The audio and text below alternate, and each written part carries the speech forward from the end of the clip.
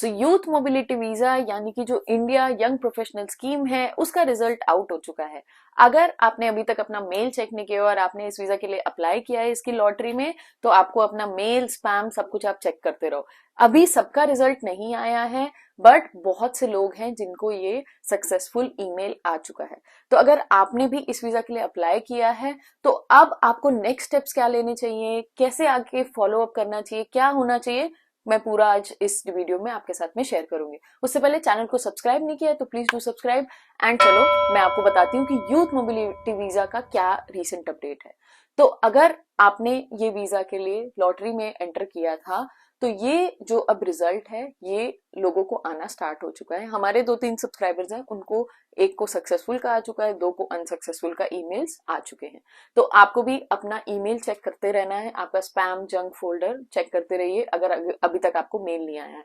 But अगर mail नहीं आया है तो घबराने की भी बात नहीं है, क्योंकि जुलाई एंड तक या अगस्त फर्स्ट वीक तक वो बोलते हैं कि 2-3 हफ्ते तक लोगों को ईमेल्स आते हैं। और रैंडमली इसमें ऐसा कुछ नहीं होता कि कहीं से कोई सिलेक्ट करता है, ऐसा कुछ नहीं है। रैंडम पिकिंग होती है, एक ईमेल बॉक्स होता है, वहां पे रैंडम लोगों को पिक किया जाता है और किसी को सक्सेसफुल किसी को अनसक्सेसफुल, इसीलिए इसको बोलते हैं लकी ड्रॉ।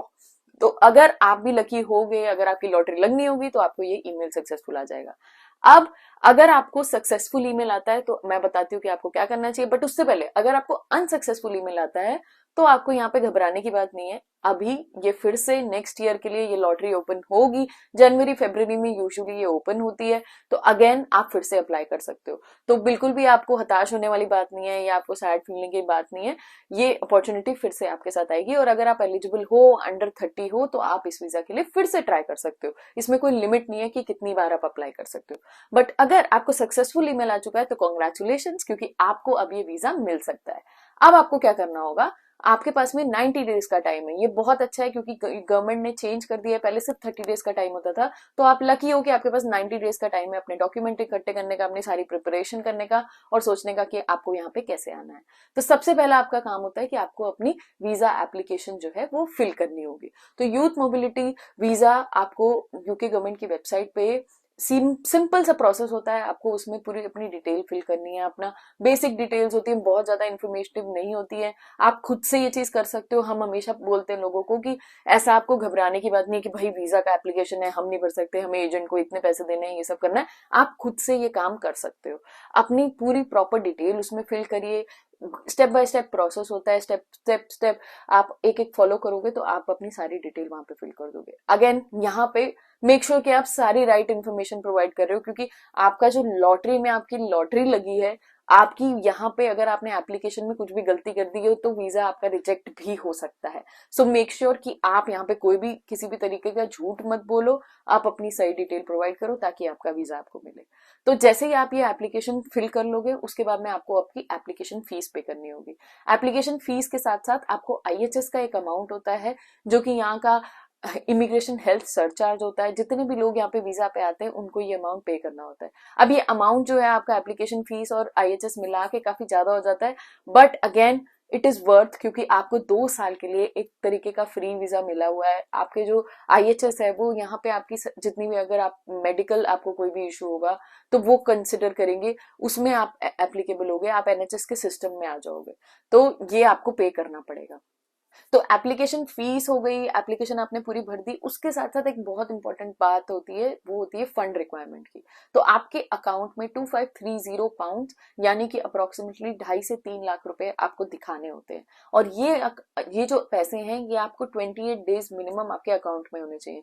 तो अब अगर आपके पास में अभी वो पैसे नहीं है तो कोई घबराने की बात नहीं है। आपके पास में 90 डेज का टाइम है, आप वो पैसे का अरेंज करिए। 28 डेज तक जब आपका वो हो जाए उसके बाद आप अपनी एप्लीकेशन सबमिट कर सकते हो। इसमें कोई जल्दबाजी करने की बात नहीं है। ऐसा नहीं है कि आप पहले सबमिट करोगे और आप 90 डेज का वेट नहीं करोगे तो आपको जल्दी मिल जाएगा, ऐसा कुछ भी नहीं है। आप प्रॉपर आपके फंड्स जो हैं आपके अकाउंट में 28 डेज के लिए होने चाहिए। सो मेक श्योर कि आप ये जब आपके 28 डेज हो जाए तभी आप अपनी एप्लीकेशन फिल करो। उसके साथ साथ अब जब आप अपनी एप्लीकेशन सबमिट करते हो तो आपके सारे डॉक्यूमेंट्स होते हैं। तो डॉक्यूमेंट्स में ऐसे कोई बहुत इंपॉर्टेंट या अलग से डॉक्यूमेंट्स नहीं होते। जो भी नॉर्मल वीजा के लिए डॉक्यूमेंट चाहिए होते हैं, आपका पासपोर्ट हो गया, आपका एड्रेस हो गया, आपका रहने का प्रूफ हो गया, आपके फंड के प्रूफ हो गए। तो ये सब बेसिक डॉक्यूमेंट्स आपको तब लगाने होते हैं। उसके बाद जब आप एप्लीकेशन भर देते हो, आपने फंड्स का अपना अरेंजमेंट कर दिया, जब आप एप्लीकेशन सबमिट करने वाले होते हो आपको बायोमेट्रिक के लिए जाना पड़ता है। बायोमेट्रिक के लिए जब आप जाते हो तो आप एक वीएफएस से अपॉइंटमेंट बुक करते हो और आपको अपने सारे डॉक्यूमेंट्स वहां पे अपलोड करने होते हैं। तो डॉक्यूमेंट्स में ऐसे मैंडेटरी डॉक्यूमेंट्स होते हैं कि आपके पास पासपोर्ट होना चाहिए, आपकी जो एजुकेशन है, क्योंकि हमने यहाँ पे रिक्वायरमेंट होती है कि आपको ग्रेजुएशन की डिग्री होनी चाहिए, तो आपको वो सर्टिफिकेट अपना दिखाना होता है। उसके साथ साथ आपके जो फंड के या आपके बैंक अकाउंट स्टेटमेंट वो आपको दिखाने होते हैं, आप कहाँ रहते हो and all that basic information है। वो आपको एक डॉक्यूमेंट चेकलिस्ट मिल जाती है। जब आप एप्लीकेशन अपनी सबमिट पे क्लिक करोगे तो वहां पे आपको एक डॉक्यूमेंट चेकलिस्ट मिल जाएगी। मेक श्योर आप वो डॉक्यूमेंट चेकलिस्ट अपने पास सेव करो और फिर उसके हिसाब से सारे डॉक्यूमेंट्स प्रॉपरली उनको सबमिट करो जब भी आप ये बायोमेट्रिक के लिए जा रहे हो। बायोमेट्रिक के लिए जाने से पहले आपको एक टीबी टेस्ट भी कराना होता है, क्योंकि अगर आप यूके में 6 महीने से ज्यादा आ रहे हो तो आपको यहाँ पे टीबी टेस्ट कराना जरूरी होता है। तो टीबी टेस्ट की रिपोर्ट भी आपकी सबमिट होती है, क्योंकि यहाँ पे गवर्नमेंट काफी उसको इम्पोर्टेंट कंसिडर करती है, और अगर आपने वो सबमिट नहीं करी तो आपका वीजा रिजेक्ट हो सकता है। और जब आप डॉक्यूमेंट्स इकट्ठे कर लेते हो उसके बाद में आप बायोमेट्रिक के लिए जाते हो। बायोमेट्रिक के लिए कोई प्रोसेस नहीं होता, वो आपको बुलाते हैं, आपकी फोटो लेते हैं, आपके फिंगरप्रिंट्स लेते हैं और आपका पासपोर्ट वहां पे सबमिट हो जाता है। फिर आपके पास ऑप्शन होता है कि आप या तो कोरियर सर्विस बुक करो, आपका पासपोर्ट आपके पास आ जाएगा घर पे, नहीं तो आप जाके अपना पासपोर्ट पिक कर सकते हो। इसमें भी वहां पे डिपेंड करता है, बट यूजुअली आपका मैक्सिमम 3 हफ्ते में आपका रिजल्ट आ जाता है, जो कि करंट टाइमलाइंस है।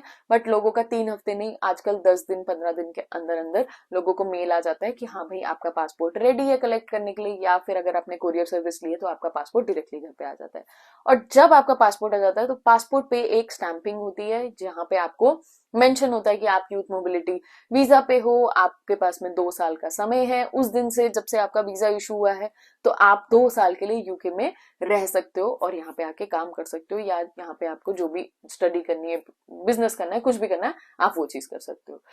अगेन जैसे ही आपका वीजा आ गया उसके बाद आप अपनी फ्लाइट बुक करिए और फिर अपना प्लान करिए कि आपको कहाँ पे किस सिटी में यहाँ पे आके रहना है, और फिर आप अपनी यहाँ पे जर्नी स्टार्ट कर सकते हो। तो गाइज यही होगा आपके लिए प्रोसेस। बट अगर आपके फिर भी कोई क्वेश्चन या कंसर्न है तो आप हमसे इंस्टाग्राम पे कनेक्ट कर सकते हो, 1-to-1 सेशन भी आप हमसे ले सकते हो, और अगर वैसे ही आपको कुछ और क्वेरी है तो कमेंट सेक्शन में हमसे जरूर पूछो। We will come up with next video soon, till then take care, bye.